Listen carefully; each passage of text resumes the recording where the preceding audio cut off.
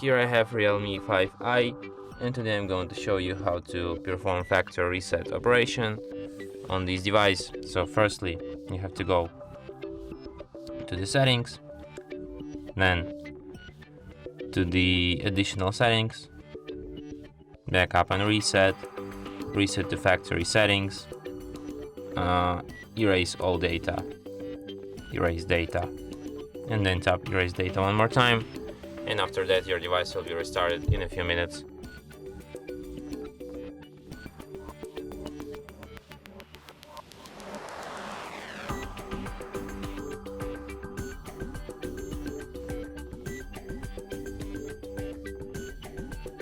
And that's it. Thanks for watching. If you find this tutorial useful, don't forget to hit that like button and subscribe to our channel.